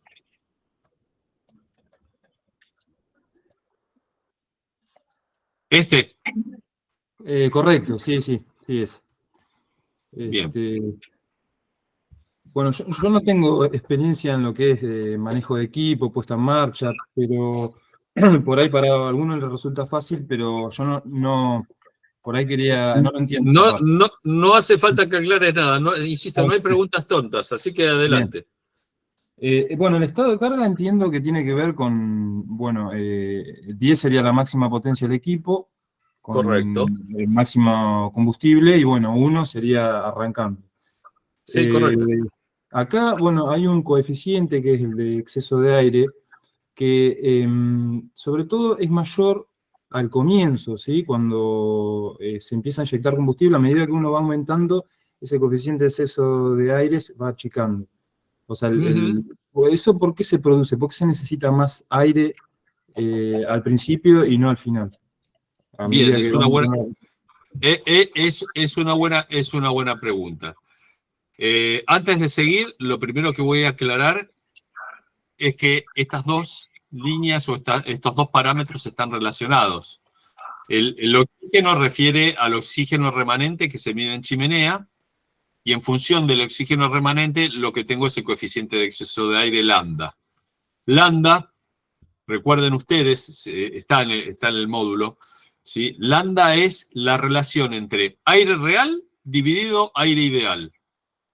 Si el aire real es el ideal, es aire ideal sobre aire ideal es 1, lambda es 1. Esa es la condición de lambda igual a 1. Si yo tengo aire real un 10% más que el aire ideal, que es el denominador de la ecuación, numerador, aire real, denominador, aire ideal, si tengo un 10% más, lambda va a ser 1,1. Si tengo un 20% más de aire, va a ser lambda igual a 1,2. Y así sucesivamente. Pero lambda está relacionado con el oxígeno y en el curso está cómo se calcula lambda a partir del oxígeno. En alguno de estos, donde está el cálculo de lambda, lo tienen, y ténganlo en cuenta, acá lo tienen. Acá no está expresado con la letra griega lambda, está expresado como NL, que a veces también se lo expresa, ¿sí? Pero básicamente, acá tenemos lo que le decía recién. NL o lambda es igual al volumen de aire de combustión real dividido el ideal, el estequiométrico. Y si lo quieren calcular a partir del oxígeno remanente en los gases de combustión, ¿sí? Es 1 más el oxígeno medido en los gases de combustión, remanente de la chimenea, dividido 21 menos el oxígeno medido, multiplicado por el volumen de gases estequiométrico seco, el volumen de combustión estequiométrico seco, dividido el volumen de aire estequiométrico seco. Estos dos valores lo tienen en la diapositiva 82 que les mostré hace unos minutos atrás. Estos dos valores. Este valor es el que van a medir en chimenea y entonces a partir del oxígeno determinan cuál es el valor de lambda. Ahora, yendo a tu pregunta específica, que es una buena pregunta.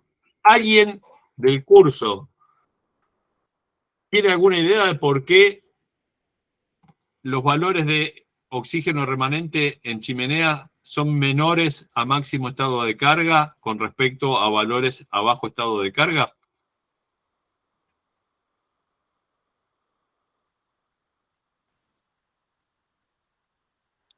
¿Será por el prebarrido que realiza el... ¿Lo comparo con...? ¿Por la temperatura? No. Yo diría... Para ayudar a... Porque necesitamos aire. Yo diría que tiene que ver con la temperatura. No, no tanto con la temperatura.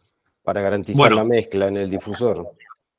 Por ahí andamos, por ahí andamos. Porque si no, no se produce un flujo turbulento. Estamos ahí, estamos ahí. Básicamente para aclarárselo a todo el mundo.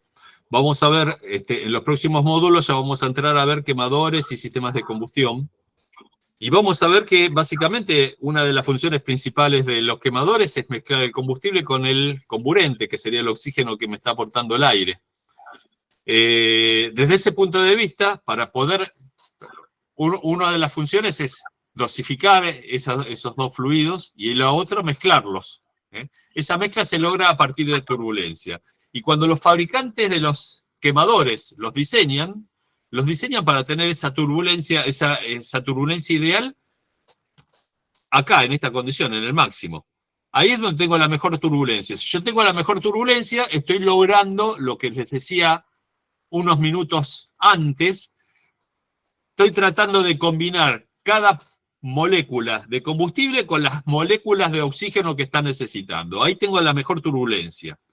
En la medida que yo empiezo a bajar el fuego, empiezo a bajar el caudal de combustible y empiezo a bajar el caudal de aire. Y si estoy bajando esos caudales, empiezo a tener velocidades más bajas que están saliendo a través de la boca del quemador y estoy teniendo menos turbulencia. Entonces, para que la combustión sea completa, para que cada molécula de combustible encuentre las moléculas que está necesitando de oxígeno para la combustión completa, necesito asegurarme metiéndole más moléculas de comburente, de oxígeno. Por ese motivo, como la turbulencia es menor a bajo estado de carga, necesito tener un poco más de exceso de aire para lograr la combustión completa. ¿Qué quiero decir con esto? Yo podría llegar a tener el mismo valor de oxígeno acá. Es simplemente cuestión de cerrarle la entrada de aire. Yo puedo llegar a tener también 2% de oxígeno en bajo fuego. Pero si yo tengo 2% de oxígeno, seguramente la combustión va a ser incompleta. Voy a estar teniendo presencia de monóxido de carbono. Para que yo en bajo fuego no tenga 2% de oxígeno, le tengo que abrir más aire, asegurarme de tener más cantidad de aire para lograr la combustión completa. Y eso se debe a que justamente no tengo la misma turbulencia buena como tengo en el alto estado de carga. ¿Se entiende? ¿Todo el mundo lo entiende? Sí. Profe, una pregunta. Esto es lo que sucede con las calderas, digamos, con los termostatos, que en principio, digamos, necesita una gran fuente, digamos, enciende y después, como calienta, las calderas de agua me refiero, ¿no? Que funcionan con termostato. ¿O no? No tiene nada que ver. No sé a qué te referís. En realidad, la combustión debería ser completa siempre, en todas las condiciones. Obviamente, decíamos que la combustión tiene una temperatura a partir de la cual, si cae por debajo de esa temperatura, la combustión se extingue y empieza a haber presencia de monóxido de carbono. En algún proceso en particular, si hay un problema de diseño, puede ser que durante el arranque, hasta que calienta todo eso, esté generando monóxido de carbono, pero no es lo lógico, no debería ser así. Los procesos bien diseñados tienen que cumplir con combustión completa desde el arranque hasta el final. Sí, está bien, es otra cosa, ¿no? Ahí Alfonso estaba levantando la mano, no sé si. Bueno, adelante. Yo cuando tengo la presentación que les estoy proyectando a ustedes, no veo si alguien levanta la mano. Por favor, o me dicen que quieren preguntar, o Juan Carlos, agradezco tu colaboración. Alfonso Sí, Marcusi. adelante.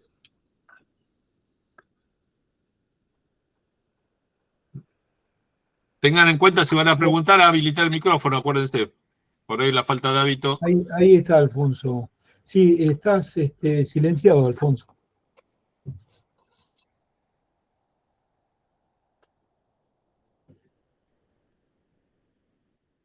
Alfonso, estás silenciado, no vas a poder.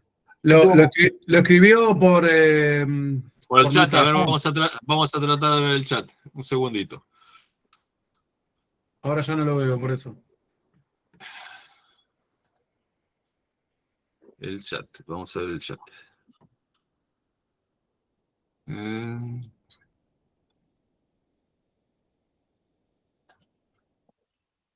Julián Rodríguez. No veo nada de Alfonso.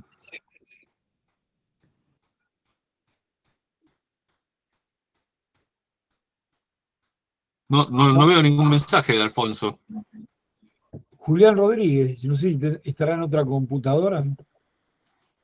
A ver, Julián Rodríguez. ¿Los equipos regulan la cantidad de oxígeno de acuerdo al estado de carga necesario? A ver, si estoy entendiendo la pregunta de Julián. Básicamente, volviendo a este diagrama, lo que les decía, el concepto en general es tratar de trabajar con el menor exceso de aire posible. El menor exceso de aire posible se tiene que ver reflejado como menor cantidad de oxígeno remanente en chimenea. El oxígeno remanente en chimenea es lo que no se utilizó en la combustión. Cuanto menos oxígeno haya en chimenea, menos exceso de aire estoy trabajando. Este sería el objetivo. En la práctica, este sería el objetivo número 2. En la práctica, el objetivo número 1 es combustión completa. Para tener combustión completa, no tiene que haber monóxido de carbono. Entonces, si yo acá, en este punto, estoy midiendo sobre el eje de las ordenadas de la izquierda, 1,8% de oxígeno, ¿sí? Como ejemplo, acá en este punto estoy midiendo 1,8% de oxígeno, acá, oxígeno, 1,8, ¿sí? Voy a dejar regulada la combustión en este punto siempre y cuando, además, esté teniendo combustión completa. Si no estoy teniendo combustión completa, tendré que analizar por qué no tengo combustión completa. En algún caso puede ser porque le tenga que dar un poco más de exceso de aire. Por ejemplo, si yo acá en el 30% de estado de carga, en el punto 3, en el 30% de estado de carga, lo quisiera dejar con 1,8% de oxígeno, probablemente voy a estar teniendo combustión incompleta, voy a tener presencia de monóxido de carbono. Para evitar eso le tengo que dar más exceso de aire y por eso, de acuerdo a este gráfico, este es un gráfico real de un fabricante de combustión. Es lo que dice un fabricante de combustión que tendría que regular el equipo. Para este equipo en particular, le voy a tener que dar 3,1% de oxígeno para el 30% de carga para tener combustión completa. Si yo lo quiero regular con menos oxígeno, voy a tener monóxido de carbono, que no es lo deseable. ¿Responde esa la pregunta?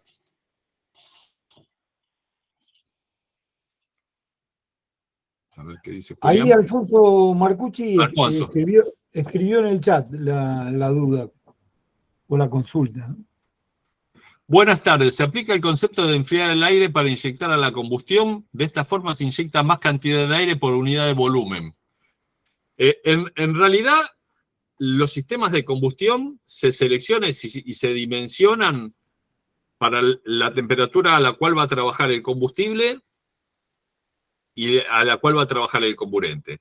El comburente normalmente es el oxígeno y normalmente es, o mejor dicho, el comburente en la combustión industrial siempre es el oxígeno y normalmente lo tomamos del aire ambiente.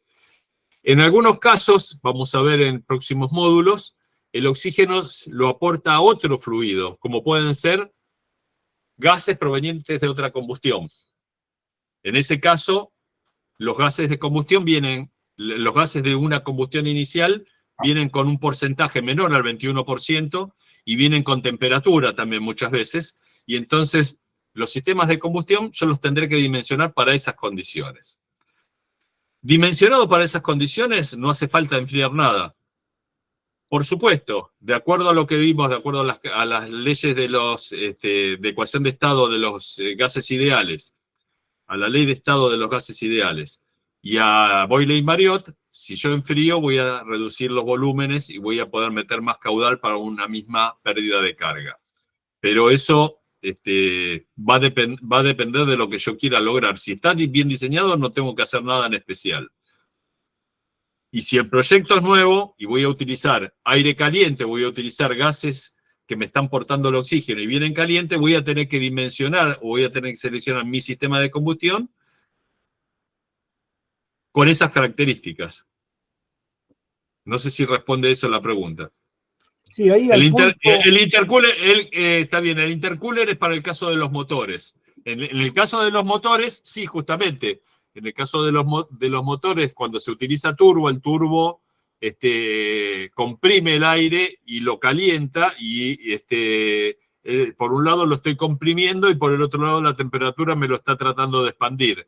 Entonces el intercooler lo que me permite es lograr meter mayor volumen de aire en el caso de los motores. En el caso de los motores, sí. Yo estaba pensando en quemadores aplicados en procesos tradicionales.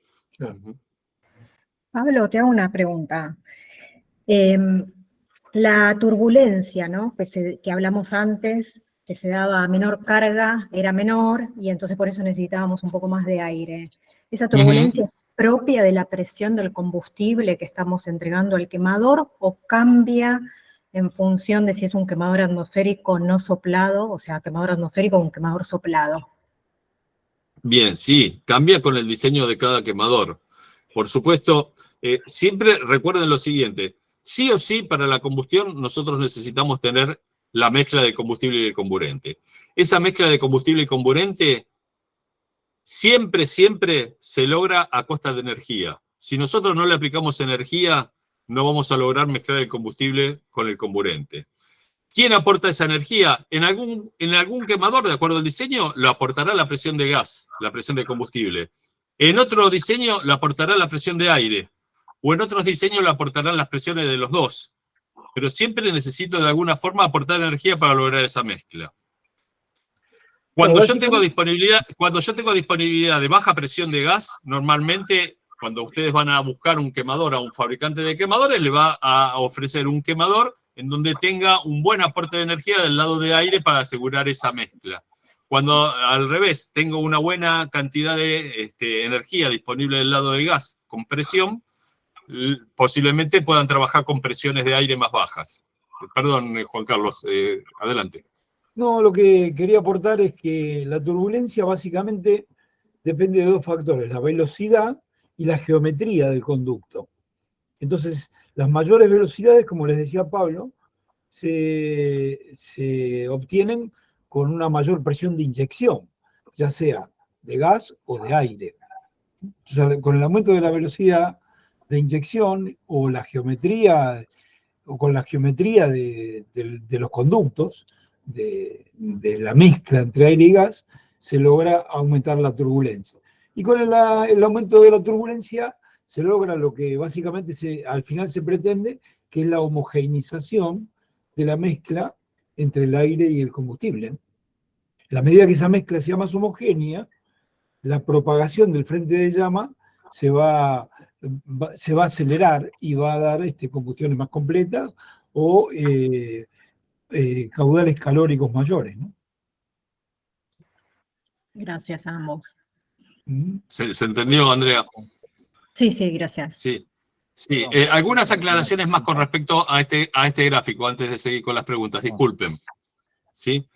En principio, este gráfico está ilustrando un sistema de combustión con lo que se denomina un grado de modulación muy amplio. ¿Qué significa grado de modulación? Bueno, básicamente es el cociente entre el máximo posible y el mínimo. Esto lo que tendría es un grado de modulación de 10:1, o un grado de modulación de 10 sería. Esto, en algunos procesos, algunos sistemas de combustión, tienen un grado de modulación en donde el bajo fuego, el mínimo, estaría por acá. Y entonces van a ver que estas curvas parecen rectas, que no tienen estos valores. Y van a decir, lo que me dijo Pablo en el curso no era así. No. Tengan en cuenta que esto es para un grado de modulación importante, amplio. Y esto lo cumplen conceptualmente todos los sistemas de combustión. Hay algunos casos de sistemas de combustión que modifican la pantalla difusora y en la medida que está trabajando el sistema de combustión va modificando la posición de lo que es el cabezal o el quemador propiamente dicho. Al modificar eso va modificando las secciones de pasaje del lado de aire y entonces al modificar las secciones de pasaje de aire, si yo estoy modificando, estoy reduciendo los caudales de aire, sigo manteniendo todavía buena velocidad de aire, como decía Juan Carlos, y buena turbulencia. Y entonces esto se hace menos notorio. Son algunos casos excepcionales y puntuales. En la práctica, la mayoría de los sistemas de combustión que van a encontrar, o de los quemadores que van a encontrar, no tienen esa modificación, y en todo se cumple esto. Y tengan en cuenta la salvedad de que si el bajo fuego, en vez de ser 1, es de 5 o es de 6, esta línea va a parecer más recta. ¿Se entiende? Sí, Marcelo Delfino me parece que hace un rato levantó la mano. No sé si tenías, Marcelo. Adelante, Marcelo. Sí, igual ya me contestaron cuando estuvieron hablando. Estábamos hablando de lo que era la modulación y ya me lo contestaron recién. Gracias. Perfecto. ¿Alguna pregunta más? Sí, Alfonso Marcucci volvió a levantar la mano. Bueno, adelante, Alfonso. Marcucci dice, ok, gracias. No sé si tenés más preguntas, Alfonso. Y si no, a ver, José, chau. ¿Cuál es tu consulta, José? Mi consulta, Pablo, es, porque yo estaba mirando en el chat que Alfonso había puesto por Intercooler, yo lo que quería preguntar, porque no tengo, digamos, conocimiento sobre eso, digamos, ¿qué tipo de inyectores, digamos, yo tengo para inyectar oxígeno? Dependiendo, digamos, de qué, si es una caldera o qué sistema de quemado tengo. Bueno, eso en los siguientes módulos vamos a ver quemadores. Ahí los vas a ver. Ahí los vamos a ver. Y lo que vamos a ver es conceptualmente algunos modelos que van a ver que son muchísimos. Y hay un montón de variedades y alternativas posibles. Y seguramente hay algunas más que no aparecen en el curso. Lo importante es de esto que ustedes se lleven los conocimientos teóricos y los conceptos de cómo funcionan los quemadores para que el día de mañana, cuando tengan que ajustar un quemador, puedan ajustarlo en base a todo esto que estamos viendo, estos conceptos. Pero ahí lo vamos a ver. Y vamos a hablar específicamente, o en general, vamos a hablar de sistemas de combustión que utilizan aire ambiente como portador de oxígeno. En el curso de reválida, ustedes saben que el curso los va a habilitar, les va a dar la matrícula de instaladores de combustión y esa matrícula la tienen que renovar cada 5 años. En el curso de reválida se ven otros temas, entre esos temas se ven quemadores que utilizan aire enriquecido con oxígeno, que es una variante en donde el oxígeno está aportado no solo del aire ambiente, sino también con agregado de oxígeno puro. Bien.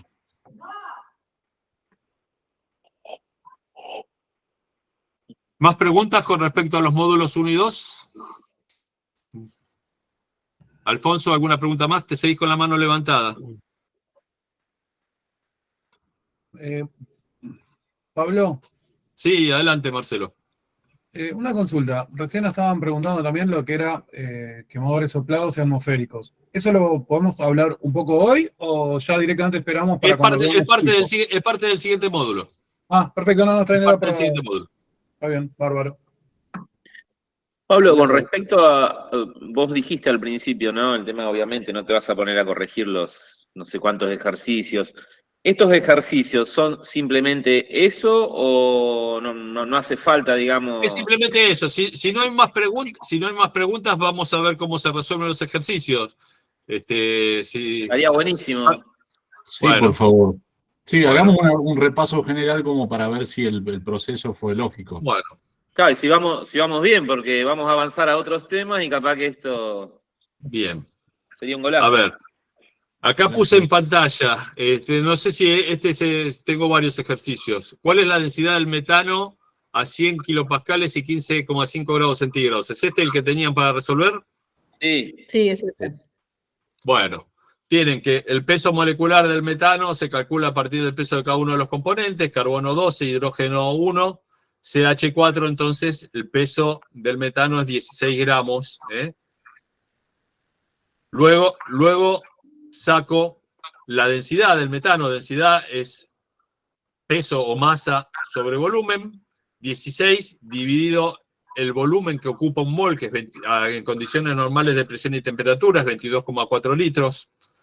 Como para que ustedes se den una idea, o muchas veces, a veces resulta difícil tratar de entender lo que es un mol. Un mol es una cantidad de materia, tratando de explicarlo en forma simple, que me perdonen los ingenieros químicos que están en el grupo, pero para tratar de hacer algo didáctico, es una cantidad de materia y en condiciones normales de presión y temperatura, un mol de cualquier gas ocupa 22,4 litros. Y para que ustedes lo grafiquen, es un balde. Es un balde como los de pintura, aproximadamente 20 litros, 22,4 litros, es un mol de ese gas. Entonces, la densidad de un mol de metano es de 0,74, que está sacada por 16 gramos dividido 22,4, 0,714 gramos por litro, que extrapolando las unidades sería lo mismo que decir, o sea, multiplico por 1000, sería lo mismo que decir kilogramos por normal metro cúbico, gramos por litro o kilogramos por normal metro cúbico. Bueno, una vez que determiné cuál es la densidad del metano en condiciones normales, ¿sí? El problema lo puedo resolver a través de Boyle-Mariotte, como explicábamos hace un rato también. Entonces paso la presión atmosférica a los 100 kilopascales a pascales, 100.000 pascales, la presión atmosférica C, que es de 101.325 pascales, la presión absoluta es la sumatoria de la presión manométrica más la presión atmosférica, me da 201.325 pascales.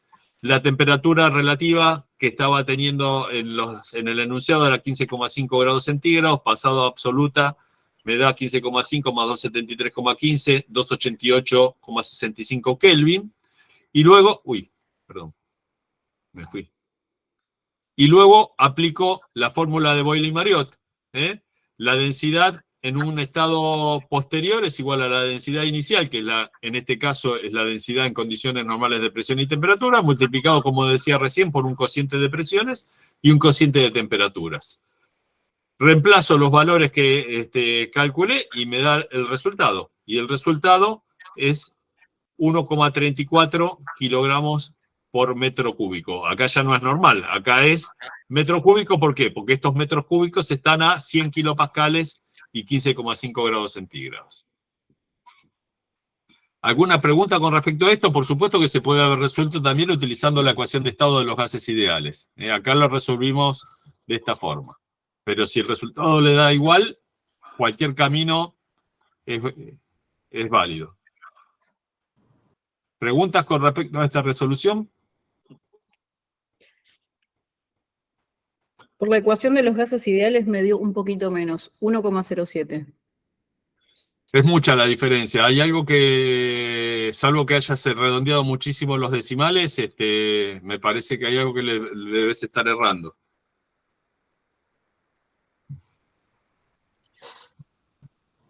Creo que la diferencia está en que, por ejemplo, cuando calculaba la masa del metano, por ejemplo, en el apunte está muy redondeado y cuando vas a la tabla periódica ya tiene decimales. Yo lo hice con todos los decimales. Quizás esa sea la diferencia.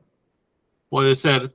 Volver a revisarlo y cualquier cosa, si no lo encontrás, mañana lo vemos.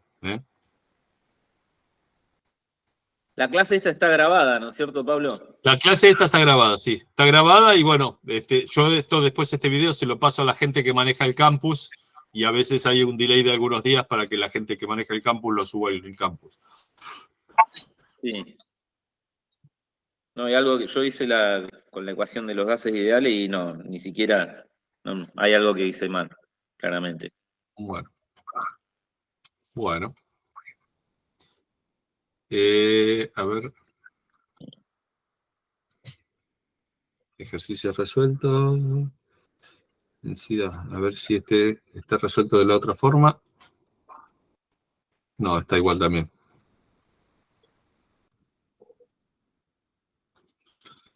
El ejercicio número 2. A ver, el ejercicio número 2.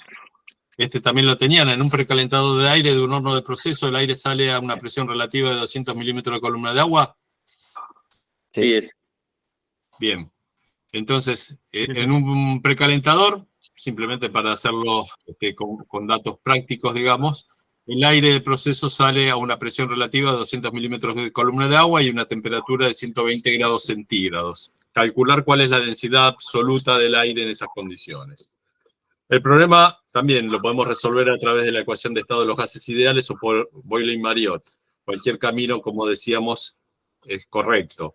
Lo primero que se suele hacer es pasar todo a condiciones, a las unidades que nos suelen pedir la fórmula de los gases ideales, que son los pascales, o sea, 200 milímetros de columna de agua pasado a pascales son 2000 pascales. Sí. La presión atmosférica, dijimos 101.325 pascales. La presión absoluta es la sumatoria de los dos, o sea, tengo 103.325 pascales, sería la presión absoluta del aire, y la temperatura absoluta es 120 más 273,15, no 0,5, que me da 393,15 Kelvin. Acá sí está resuelto a través de la ecuación de estado de los gases ideales, en donde sabemos que la presión es igual a la densidad multiplicado por R, que es la constante universal de los gases, dividido W, que es la masa molar, multiplicado por la temperatura absoluta. Reemplazo los valores en esta ecuación, para eso determino cuál es la densidad del aire, por si no la sé, y digo que el aire técnico está compuesto por 21% de oxígeno y 79% de nitrógeno, por lo tanto, el peso de un mol de oxígeno es 2 por 16, 32 kilogramos por kilomol o gramos por mol. El peso de un mol de nitrógeno es 2 por 14 gramos por mol o kilogramos por kilomol. Luego saco los porcentajes, el 21% y el 79%, o sea, 28 por 0,79 y 21 por 32. Y me da que el peso de un mol de aire técnico es de 28,84. Si el peso del aire de un mol de aire técnico es 28,84 y lo divido por un mol, voy a tener la densidad, y tengo que la densidad del aire en condiciones normales de presión y temperatura es de 1,2875 kilogramos por metro cúbico. Ahora, yendo a la ecuación de estado de los gases ideales, despejo la densidad y reemplazo todos los datos. La presión absoluta, 103.325 pascales, 28,84, que es la masa molar del aire técnico, divido por R, que es la constante universal de los gases, divido por la temperatura, que es 393,15, y me da el resultado 0,911 kilogramos por metro cúbico, perdón. Esa es la densidad del aire a 200 grados centígrados y 200 milímetros de columna de agua. Acá está calculado también utilizando la ecuación de Boyle-Mariotte, que ya la describimos en el ejercicio anterior, así que es cuestión de reemplazar todos los datos, y acá sí estoy utilizando la densidad del aire, antes utilicé nada más que la masa molar. 1,28 multiplicado por el cociente de presiones y por el cociente de temperaturas, y llego a un valor similar, 0,9121, y el anterior me daba 0,911, dependiendo de los decimales que haya utilizado. ¿Preguntas? Estas filminas con la resolución, ¿las tendremos disponibles después? Como para verificar con nosotros. ¿Tienes el video? Ah, bien. Bien, es el ejercicio número 2. Vamos a ver el ejercicio número 3. Ejercicio número 3. Ejercicio número 3. El enunciado dice, una mezcla de propano-aire tiene la siguiente composición volumétrica en base seca. Propano 57,68, nitrógeno, nitrógeno 33,43%, oxígeno 8,89%. Dado el peso molecular de los componentes, peso molecular del propano 44, que sale de 3 por 12 más 8 de hidrógeno, 44. Peso molecular del nitrógeno, que es 2 de 14, me da 28. Peso molecular del oxígeno, cada átomo de oxígeno es 16 por 2, 32. Calcular la composición en peso. Para esto, estamos pasando de un porcentaje, una composición de % en volumen, a una composición en % en peso. Lo que se recomienda en este caso es hacer una tablita como la que se está viendo, con el valor porcentual de cada uno de los componentes, primera columna cada uno de los componentes, el valor porcentual de cada uno de los componentes, el valor en fracción molar de cada uno de los componentes, que básicamente dividir por 100. Luego pongo el peso molar de cada uno de los componentes, 44 gramos por mol, 28 gramos por mol, 32 gramos por mol. Multiplico la fracción molar por el peso molar de cada uno de los componentes, me da un resultado determinado de cada uno de los componentes, sumo ese resultado y me está diciendo que el peso total es de 37,5844. Luego, hago la proporción de cada uno de estos pesos, 25,3792 dividido el peso total multiplicado por 100, saco el porcentaje en peso. Y así sucesivamente de cada uno de los componentes. Atención, atención, atención. Esto es para pasar de porcentaje en volumen a porcentaje en peso. Para pasar de porcentaje en peso a porcentaje en volumen no es así. Vean de vuelta el video del módulo y traten de razonarlo como es. Siguiente pregunta. ¿Se entiende esto? Sí, se entiende. Bien. Sí. Bien. Vamos, el ejercicio número 4, si yo no me equivoco, es el de Oswald, así que ya lo vimos al principio. Sí, es ese. Acá está el de Oswald, básicamente explicado, que es lo que vimos al principio. Así que, bueno, ¿más preguntas? No. Igualmente, espero que sueñen con el curso de combustión y mañana tenemos otro día para sacar todas las dudas que queden con el módulo 1 y 2. Ok. Sí, esa era una conclusión. De mañana seguimos. Perdón. Mañana seguimos con el módulo 1 y 2. ¿Sí? Ok, o sea, básicamente lo mismo. Ahora, y mañana, después de la clase de mañana, les habilito los videos de los módulos 3 y 4, los ejercicios de los módulos 3 y 4, y la semana que viene hablamos exclusivamente de los módulos 3 y 4. Así que traten de sacarse las dudas del módulo 1 y 2 entre hoy y mañana. Ok, y con respecto a los trabajos prácticos, esos van a ser, ¿qué fecha de presentación van a tener? Mañana les habilito después de la clase les habilito el trabajo práctico número 1. Acá tenemos el cronograma, a ver si lo puedo aumentar un poquito. Mañana es 8, el día 9, lanzamiento del enunciado del primer trabajo práctico. Habilitación de los videos módulos 3 y 4 y envío de los ejercicios y cuestionarios de los módulos 3 y 4. Eso va a ser el sábado. Bien. La fecha límite, que era la pregunta que hacías vos, presentación de los trabajos prácticos, fecha límite el 9 de octubre.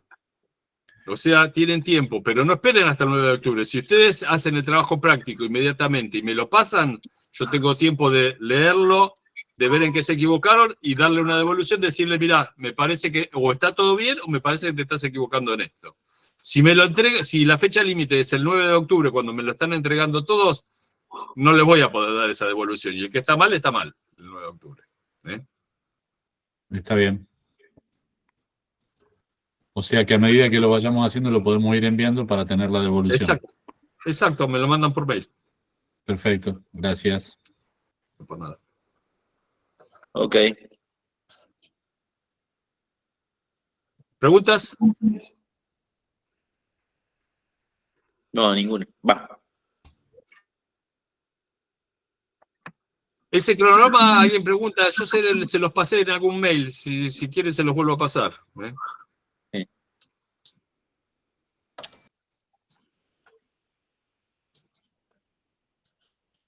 ¿Alguna pregunta más? Si no, faltando 5 minutos para las 8 de la noche, cerramos por hoy. Mi garganta agradecida y seguimos mañana. Bueno. Perfecto, chao. Bueno, descansen. Gracias. Chao, chao. Chao, hasta mañana. Gracias. Chao.